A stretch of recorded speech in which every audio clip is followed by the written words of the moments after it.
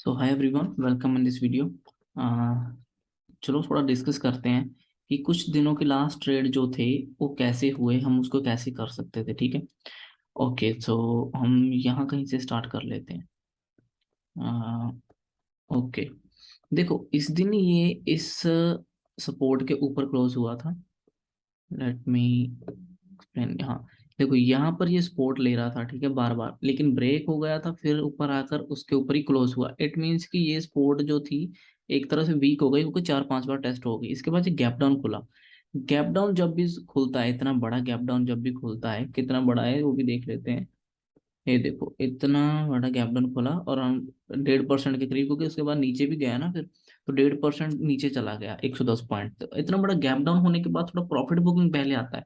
और आप एक और अभी बात देखो ना, कि मान लो कि अगर यहाँ से ऐसे ब्रेक होता है तो उसको रिटेस्ट करने तो आएगा ना एक बार।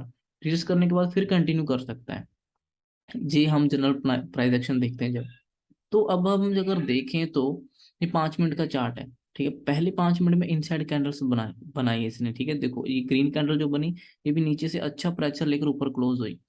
ठीक है, तो अगर मैं इसको भी 1 मिनट के चार्ट में देखूं, क्योंकि मैं और भी थोड़ा डीपली देखना चाहता हूँ कि इसमें एंट्री कैसे हो सकती थी, सो दैट कि मेरा स्टॉप लॉस बिल्कुल छोटा हो और मुझे प्रॉफिट थोड़ा बड़ा हो जाए। स्टॉप लॉस जितना छोटा होगा उस हिसाब से हमारा थोड़ा रिस्क एंड रिवॉर्ड बढ़ जाता है। तो यहाँ पर देखो, अगर मैं देखूँ ना कि 1 मिनट के चार्ट में ये ऐसे करके इसने ये ब्रेक किया, एक चैनल सा बनाया छोटा सा, इसने ब्रेक किया। देखो इसके बीच में ये क्या कर रहा था, ऊपर आया पहले थोड़ा सा, फिर नीचे चला गया। तो डब्ल्यू पैटर्न बन गया, क्योंकि देखो एक तो यही लैग हो गई ना उसकी, इधर से नीचे आया, फिर ऊपर जाने की कोशिश, फिर नीचे आया, फिर जब इसने यहाँ पे क्लोज किया, हमने यहाँ कहीं एंटर किया था इसमें। इसमें एंटर करो, इसके नीचे स्टॉप लॉस होना चाहिए जनरली, जो होता है मेन अच्छा स्टॉप लॉस। जहाँ फिर आप इसके नीचे रख लो, इस बड़ी कैंडल के नीचे। ठीक है, अब मुझे तो मेरे हिसाब से यहाँ रखना चाहिए पहले। अगर वो चलने लग रहा है तो थोड़ा सा उसको ट्रेल करना चाहिए, जब 1:1 तक चल जाए तो यहाँ पे हमने एंटर किया था इसमें, और हमारी एंट्री कुछ इसी प्राइस के बीच में थी। और इसके नीचे स्टॉप लॉस था, 20 पॉइंट का स्टॉप लॉस था। और फर्स्ट टारगेट जो हमारा वो यही था कि इस रेजिस्टेंस तक तो जाना चाहिए इसको। और ये गया भी पूरे दिन में, ये वहां तक गया देखो। तो इसने इजीली 80 पॉइंट दे दिए, 20 पॉइंट का स्टॉप लॉस था, 1:4 का टारगेट हमें डन हो गया, मिल गया। तो ये इजी ट्रेड था, थोड़ा वॉलेटाइल तो हुआ लेकिन फिर भी ऊपर गया। इसके बाद हम इसमें छोटे छोटे और चीजें देख सकते हैं। ये देखो ऐसे करके हम लगा लेते, तो समझते कि ओके अगर ये ऊपर जा रहा है तो फिर नीचे आया, मान लो यहाँ से ये बनाकर नीचे आ गया, फिर इसने यहाँ पे होल्ड किया, फिर उसको ब्रेक किया, रीटेस्ट किया, फिर कंटिन्यू किया। इस बार जाना चाहिए था, इस बार भी नहीं गया। ठीक है, उसके बाद फिर नीचे आने की कोशिश की, फिर इसी लेवल के पास आया। ठीक है, फिर ऊपर की तरफ जाने की कोशिश की, फिर इसने ब्रेक किया जी, दूसरे में ब्रेक किया। ये ब्रेक क्यों किया, क्योंकि overall market Nifty bank Nifty hold कर रहे थे अपने लोअर लेवल्स। ओवरऑल मार्केट थोड़ी सी होल्ड हो रही थी, वो ऊपर आ नहीं रही थी। जैसे उसने सेकंड हाफ में मूव करना शुरू किया ऊपर की तरफ बैंक निफ्टी निफ्टी ने, तो फिर ये स्टॉक भी अच्छा चलने लगा। इसके बाद देखो ये यहीं से निकला, सॉरी, देखो ये इसी रेजिस्टेंस था, इसको इसने अच्छी कैंडल से ब्रेक किया, फिर उसको रीटेस्ट किया और फिर कंटिन्यू मूव किया। पूरे दिन में इसने हमें ये टारगेट दिया। और अगर बात करें इसकी, इसमें ये ट्रेड बन सकता था। ठीक है, और इसके बाद क्या हुआ, हाँ ये देखो यहाँ से हमने किया था, इसके बाद क्या हुआ ना कि इस दिन ये टच, अब देखो हमें पता है कि ये रेजिस्टेंस है, अगर रेजिस्टेंस को टच करेगा तो नीचे भी आएगा। अगर किसी ने ये मॉर्निंग मूव नहीं पकड़ा, तो आप यहाँ पे इनसाइड कैंडल्स देख सकते थे रेजिस्टेंस के पास, इसने होल्ड किया, इसको नीचे ब्रेक किया, आप इसमें एंटर कर सकते थे, इसके ऊपर स्टॉप लॉस रख सकते थे, 1:2 टारगेट आपको इजीली मिल जाता। ठीक है, यहाँ कहीं तक तो अच्छा टारगेट था, इसमें भी ए मिल सकता था। और उसके बाद ये वोलेटाइल होकर यहाँ पे क्लोज हो गया। ठीक है, अब देखो यहाँ पे क्लोज हुआ था। ठीक है, अब नीचे भी उतना ही स्पेस है इसके पास, ऊपर भी ऑलमोस्ट उतना ही स्पेस है, तो हम इसके बीच में कहीं एंटर नहीं करेंगे। जहाँ तो हमें ये ऊपर के लेवल पे मिले, जहाँ हमें ये नीचे के लेवल पे मिले, तो हम ट्रेड करेंगे। नेक्स्ट इसने क्या किया, इस यहाँ ओपन सॉरी, यहाँ पे क्लोज होने के बाद इसने नेक्स्ट जो ओपन हुआ, ऊपर नीचे वॉलेटाइल किया। जब ये ऊपर नीचे वोलेटाइल होने के बाद यहाँ पे रेजिस्टेंस लिया इसने, दो बार एम पैटर्न बनाया। ठीक है, और ये उसकी नेकलाइन थी, नेकलाइन इसने ब्रेक नहीं की यहाँ पे, ठीक है। और एक ट्रेंड लाइन भी अगर देखिए तो ये एक ट्रेंड लाइन जो जा रही थी, ये भी इसने ब्रेक नहीं की थी यहाँ पर, तो यहाँ पे एंट्री नहीं करना था, थोड़ा सा वेट करना चाहिए था, ठीक है। अगर एंट्री आपने एम पैटर्न ऊपर की तरफ कहीं से कर ली कैसे भी करके, तो उसका स्टॉप लॉस तो हिट हो ही गया होगा यहाँ पे, या थोड़ा बड़ा रखा होगा तो नहीं हुआ होगा।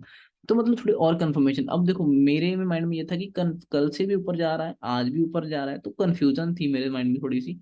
तो हो सकता है आप अगर इसमें एम पैटर्न के हिसाब से या कहीं भी यहाँ से एंटर करते तो आपका एक स्टॉप लॉस हिट होता, ठीक है, नो डाउट यहाँ पे स्टॉप लॉस हिट हो सकता था, अगर आपने एम पैटर्न को देखकर ऊपर के लेवल पे यहाँ सेल किया होगा। लेकिन अगर आप इसको थोड़ा सा वेट कर लेते एक और कंफर्मेशन के लिए, क्योंकि देखो एम पैटर्न तो बन ही गया है, तो ट्रेंड लाइन भी दूर नहीं थी, इस एम पैटर्न के बाद ट्रेंड लाइन दूर नहीं थी, इसको भी ब्रेक हो लेने देते तो अच्छा रहता। तो इसको ब्रेक होना देना चाहिए, ठीक है।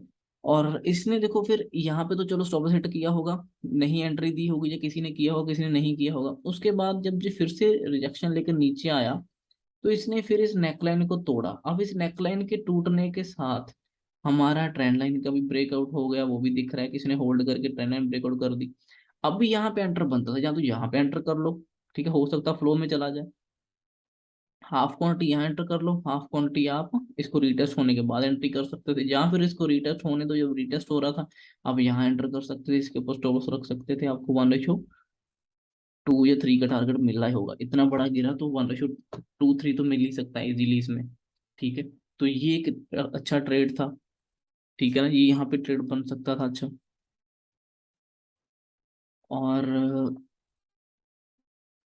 ओके, एक छोटा सा और देख लेते हैं, तो वीडियो ज्यादा बड़ी हो जाएगी। तो अब देखो, अभी यहाँ पर ये जब क्लोज हुआ, मान लो ये भी एक सपोर्ट था पहले, ये रेजिस्टेंस था, इसने कैसे भी करके इसको ब्रेक कर दिया, नीचे क्लोज हुआ। अब आपको नहीं लगता कि ये नीचे तो चला गया, लेकिन अब यहाँ से डायरेक्ट ऐसे नीचे नहीं जाएगा, एक बार रीटेस्ट करेगा उसके बाद जाएगा, ठीक है ना। सिंपल यही हम देखते हैं कि इसने इस इंपॉर्टेंट लेवल को ब्रेक किया डाउन साइड, और उसके बाद एक बार रीटेस्ट करने आए फिर कंटिन्यू करे तो हम एंटर करेंगे। तो इसने देखो ऊपर की तरफ आया, इसने एम पैटर्न बनाया यहाँ पे भी, जब आपको यहाँ पे एंटर कर सकते थे आप, ठीक है, उस कैसे करते वही बताता हूँ। तो आप यहाँ एंटर करते क्योंकि एक तो ये रेजिस्टेंस बनेगा, ठीक है, ऊपर से एम पैटर्न दिख रहा है, और यहाँ पे हम ऐसे कर लेते तो हमें नीचे के पास में जो स्पोर्ट आने वाला है वहां तक का टारगेट मिल सकता था, कल के लो तक का टारगेट या उसके नियर टारगेट मिल सकता था।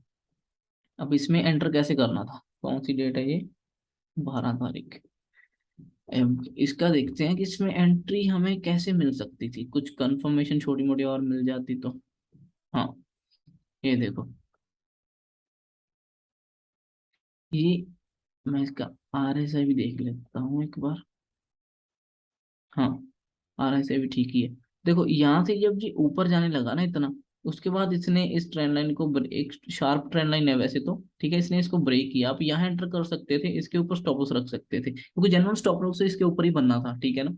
और उसके बाद ये इसने फर्स्ट टाइम में स्टॉप लॉस हिट तो नहीं किया, उसके बाद इसने कंटिन्यू कर दिया, ठीक है। अगर अब हम इसका वेट कर लेते, मान लो नहीं एंटर किया, जहाँ ऊपर गया फिर नीचे होकर फिर ऊपर गया, जब ये दोबारा अंदर आ गया ना इस लेवल के, इसके अंदर आ गया, इस रेंज के अंदर आ गया, फिर से हम यहाँ पे इसको सेल करते हैं और इसके ऊपर स्टॉप लॉस रखते हैं, क्योंकि अब ये दूसरी बार अंदर आ रहा है, उसके ऊपर नहीं जा पाया, 2 बार ट्राई किया बायस में ऊपर लेके जाने का, लेकिन इस एरिया को ब्रेक नहीं कर पाए, और RSI में थोड़ी वीकनेस तो दिख रही थी कि RSI अब इतना स्ट्रांग नहीं होगा, RSI अंदर आना शुरू हो गई थी फिर से।